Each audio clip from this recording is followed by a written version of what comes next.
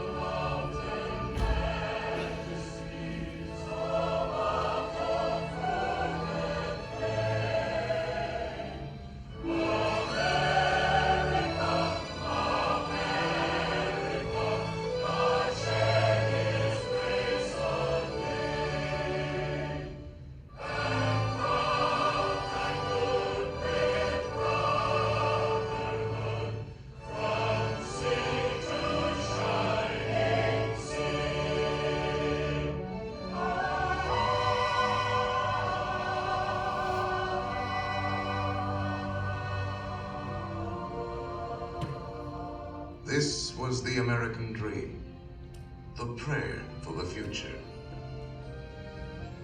But that golden goal was not to be had without cost. The American way was not gained in a day. It was born in adversity, forged out of conflict, perfected and proven only after long experience and trial. In all of history, no man was dedicated to this dream more than the 16th President of these United States, Abraham Lincoln. Here in his own words is what he once wrote about himself. For at that time, very few people outside Illinois knew very much about this man from the prairie. I was born February 12th, 1809, in Hardin County, Kentucky. My father removed from Kentucky to what is now Spencer County, Indiana, in my 8th year. It was a wild region, with many bears and other wild animals still in the woods. There I grew up. I was large for my age, and had an axe put into my hands at once. And from that to my 23rd year, was almost constantly handling that most useful instrument. I think that the aggregate of all my schooling did not amount to 1 year. At 21, I came to Illinois. Thought of trying to study law. Rather thought I could not succeed at that without better education. I borrowed some law books, took them home, and went at it in good earnest.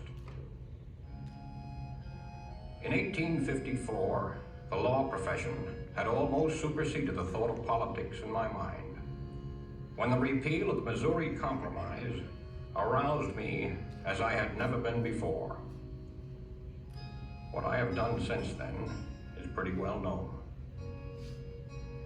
If any personal description of me is thought desirable, it may be said I am in height, 6 feet 4 inches, nearly, lean in flesh, weighing on an average of 180 pounds, dark complexion, with coarse black hair and gray eyes, and no other marks or brands recollected.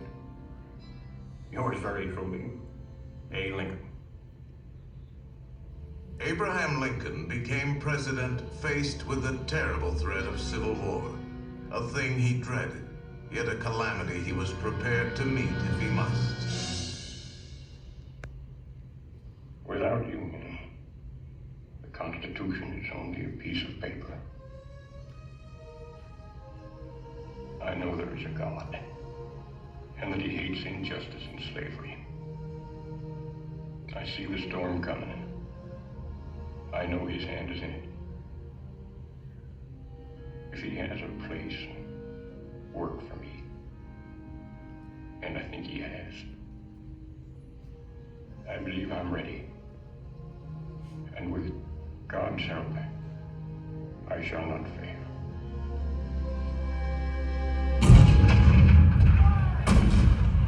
April 12, 1861, Fort Sumter. The cannon spoke for war. Civil war, violent, devastating.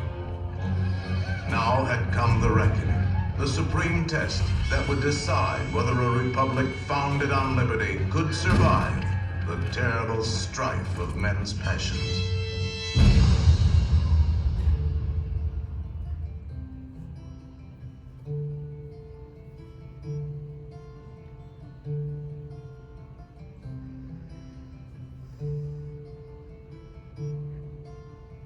Two brothers on their way, two brothers on their way, two brothers on their way, one wore blue and one wore gray.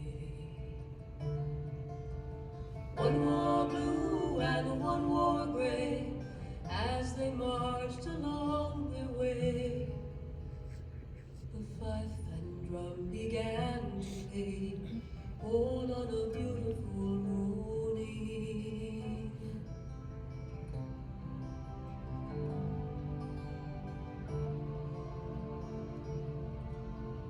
One was gentle, one was kind.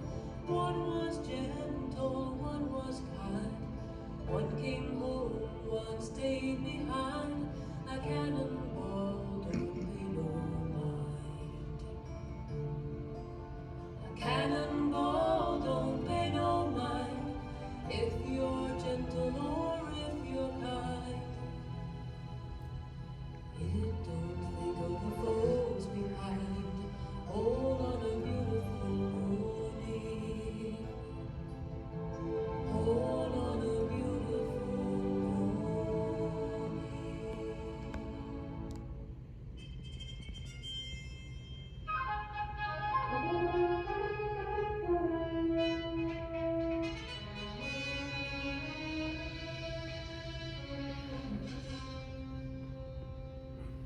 Fourscore and 7 years ago, our fathers brought forth on this continent a new nation, conceived in liberty and dedicated to the proposition that all men are created equal.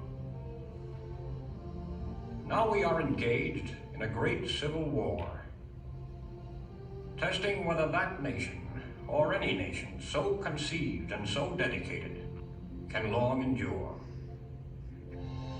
10 brief sentences. So simple, so direct.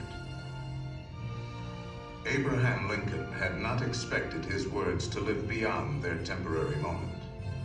But time and history would dictate otherwise. And so today, his Gettysburg Address is immortal, a rich and treasured part of our country's heritage.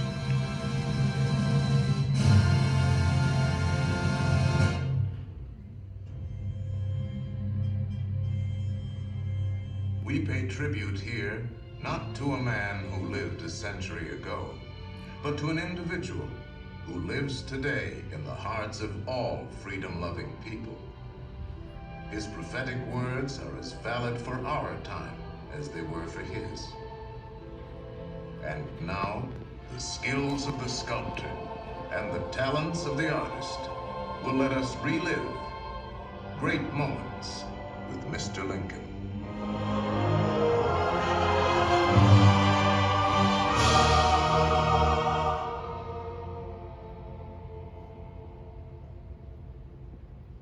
The world has never had a good definition of the word liberty. And the American people just now are much in want of one. We all declare for liberty. But in using the same word,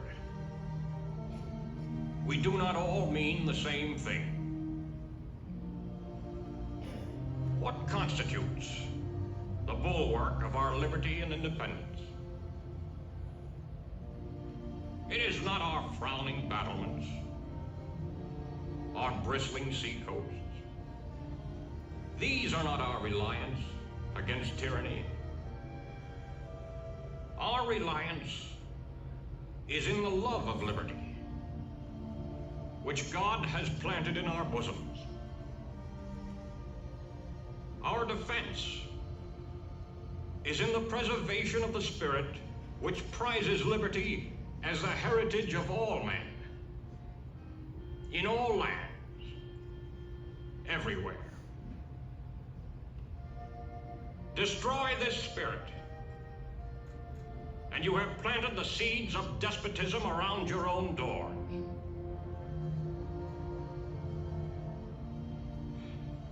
At what point shall we expect the approach of danger? By what means shall we fortify against it? Shall we expect some transatlantic military giant to step the ocean and crush us with a blow? Never. All the armies of Europe, Asia, and Africa combined could not by force take a drink from the Ohio or make a track on the Blue Ridge in a trial of 1,000 years. At what point, then,